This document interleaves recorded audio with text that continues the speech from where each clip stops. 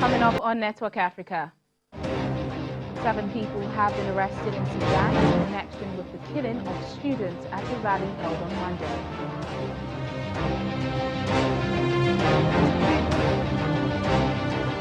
Rwanda seals its border with the Democratic Republic of Congo after a third case of Ebola was confirmed in Goma City.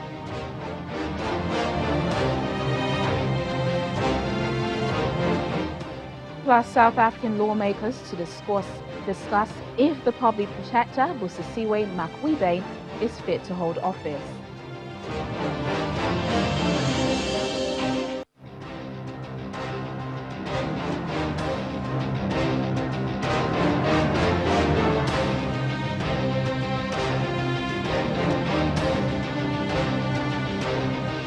Hello and a warm welcome to the program. I'm Teniola Shoboale. We begin today in Sudan, where the military says 7 people have been arrested in connection with the killing of students in the city of El Obeid on Monday.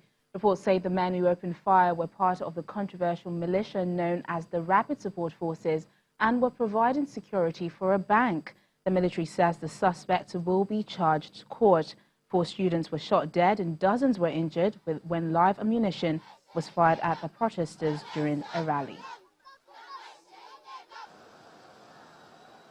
Detained leaders of Cameroon's Anglophone separatist movement have begun an indefinite hunger strike. They say they are concerned over the whereabouts of around 200 of their comrades after riots broke out in 2 separate prisons last week. The detainees say they also have fears that a genocide of English speakers in Cameroon will take place. The movement has been campaigning to create an independent state called Ambazonia, made up of the northwest and southwest regions. The 2 English-speaking regions in the country where French is the most widely spoken official language. Political leaders of the Ambazonia movement were arrested in Nigeria in 2018 and transferred to Cameroon, where they are facing trial. In East Africa, the border between the city of Goma in the Democratic Republic of Congo and the Rwandan city of Gisenyi has been closed to stop the spread of Ebola. This comes a day after a second person died of this virus in Goma, which is home to about 2 million people. The third person, the young daughter of the man who died on Wednesday, is also reported to have tested positive for Ebola. Reports say traders on the Rwandan side were not able to cross the border on Thursday morning. They are, of course, angry because they say their livelihoods depend on being able to do business in Goma, which is a commercial hub and the capital of North Kivu. The closure of the border comes 1 year to today since this outbreak of Ebola was confirmed in eastern DR Congo. Meanwhile, the United Nations has warned that a second case of Ebola that has been confirmed in Goma, a major city of the Eastern Democratic Republic of Congo, heightens the risk of the disease spreading beyond the country's borders. In reaction to this new case, the Ebola Emergency Response Coordinator, David Grassley, and the World Health Organization Assistant Director General for Emergency Response, Dr. Ibrahim Fall, says they are mobilizing all aspects of the response to stop the spread of Ebola in Goma.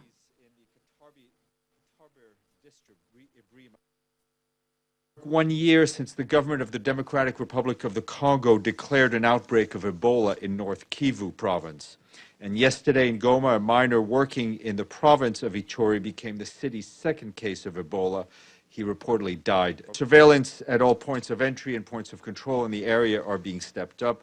They're also increasing community engagement, risk communications, and active case finding. This latest case in such a dense population center underscores the very real risk of a spike in disease transmission, perhaps beyond the country's border, and the very urgent need for strengthened global response and increased donor investment. Now, Somalia's President Mohamed Abdullahi Mohamed has officially renounced his U.S. citizenship. A statement from his office says although Somalia's constitution allows for dual citizenship, he decided to surrender his U.S. passport after becoming president in February 2017.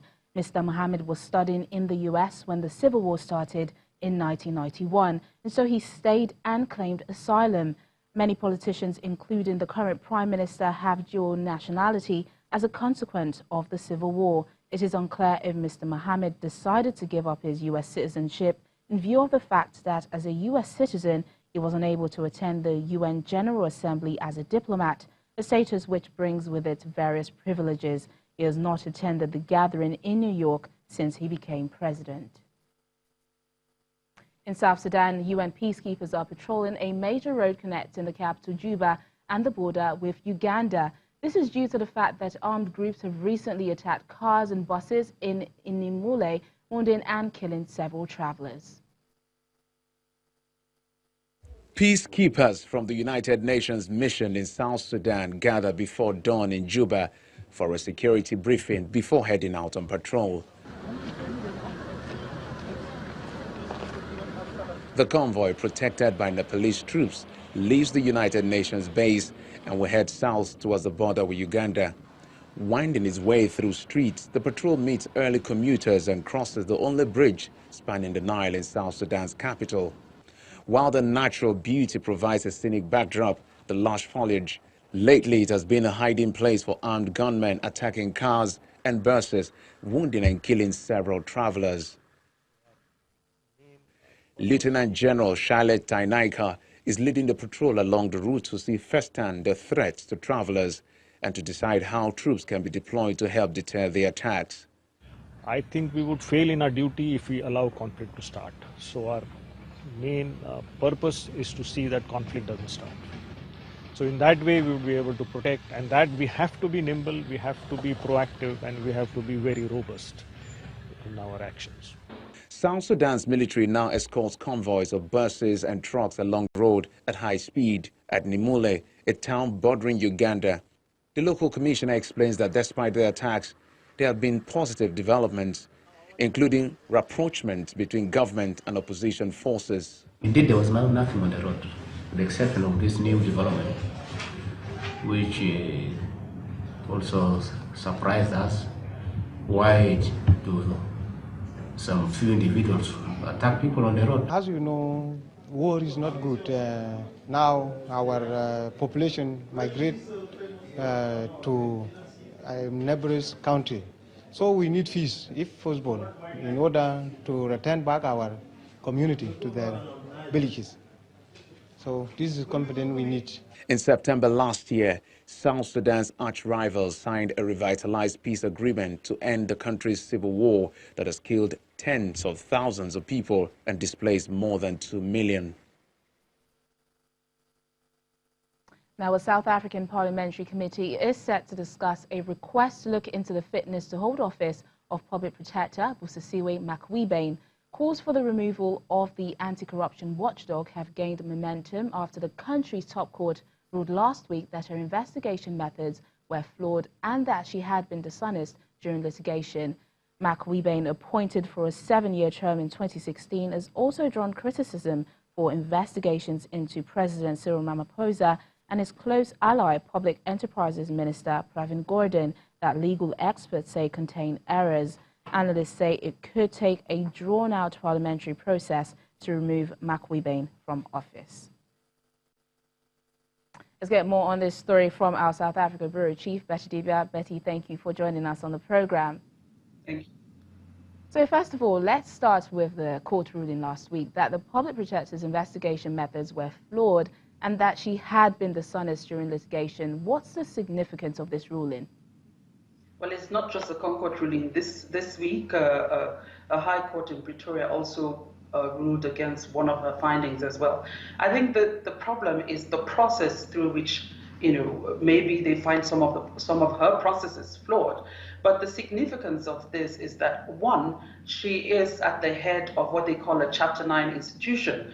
About 7 or 6 institutions in Chapter 9 of the Constitution of the country that help to strengthen democracy. They can call public officers to order. In her case, she is the public protector. So anybody acting against the Constitution, against the interest of the people, will be called to question, and she will make recommendations, remedial actions which are binding that should be carried out. So if for any reason they find her incapable of doing that, that brings that office into disrepute, and people must be able to trust the public protector, the person who is put in place to protect them. So that's as far as that goes. But there's so many things involved in this debate regarding the public protector. And, you know, different people on different devices. But of course, those loudest are those calling for her to be removed. And there's also the unfair comparison of her to the person who was there previously, that's Professor Tuli Madonsela, who oversaw the issue of the former President Zuma and some of the things he's been accused of, and like the Nkandla issue and so many other things. Yeah, Betty, like you said, a lot of things seem to be going on here. Makweben has also been criticized for investigations into the president and his close ally, Pravin Gordhan. Why though? Are the men exempted from being investigated? Definitely not. Nobody is above the constitution of the country, not even the president. In the case of the president, his own separate case and her findings, she said he deliberately misled Parliament, where the issue of the 500,000 rand donation to his campaign. I remember then in Parliament when he was asked that question, he said, oh, it had to do with his son and his businesses. And he will, if Bosasa gave money or paid money to his son, if he's found wanting, he will not hesitate to bring him to the authorities for investigations. Now she finds out that it's actually donation to his, according to her findings, I'm not saying it's right or wrong, that it had to do with his campaign and that whatever was left of it was transferred to his foundation, the Cyril Ramaphosa Foundation. So these are the issues. But and then on the other side, the issue of Pravin Gordhan, she's made recommendations for some of the decisions he took as Minister of Finance when he was Minister of Finance in 2010.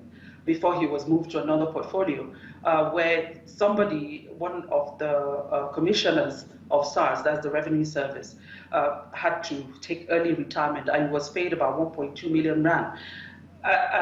Paid off with full benefits, and then he returned as a contract staff, you know, providing services on a contract basis, where she didn't find that to be okay. But there are people who are arguing that this is a normal practice. If he's nearing the age of retirement, or people that it's a common practice and she shouldn't be raising that issue. They're arguing that she doesn't have a grasp of the law. But there's so many things. Then those who are in her support are saying, instead of dealing with this as part of a state institution, that the president is exposing the public protector to not ridicule, but to attacks, that he should protect her instead. That's part of the arguments today, where the president is squaring off with her office in court regarding her recommendations for her to take action against Pravin Gordhan. Well, Betty, we understand that a South African parliamentary committee is set to discuss her fitness to hold office, but how soon will this be, and who are those likely to be involved in this? Well, for now, the Speaker of Parliament, Thandi Modise, has referred this as required by Section 194 of the Constitution, has referred this to the Justice Committee for them to look into this. Of course, every committee in the Parliament will comprise different political parties, but this commission is supposed to look into it. It may probably start work on this in September. That's where they're looking at. And if they find her wanting on the basis of misconduct, incapacity regarding her duties and incompetence, that's as dictated by Section 194 of the Constitution, which deals with the removal from office. If she's found wanting here, on these fronts, although she's questioned them that she's arguing that Parliament doesn't currently have specific rules that deals with the procedure to remove her from office. But 194 clearly dictates how this is done. If this happens, if they find out wanting based on these three premises, there will be a vote in Parliament and 2/3 majority of the vote. If that says yes for her to be removed, then that will pass and the president will replace her. All right then, Betty, thank you so much for joining us and explaining that to us. Thank you. Thank you. Moving on, about 15 people have been arrested in Liberia's capital for defying a government order banning protest against former international football star and President George Weah. Officials say the group insisted on breaking through police lines to assemble, despite the fact that no permit had been issued to stage a protest. The group apparently did not know that organizers had halted plans to stage a protest against the rising cost of living and alleged corruption in government. Dubbed Save the State, the protesters are demanding that President George Weah fights corruption.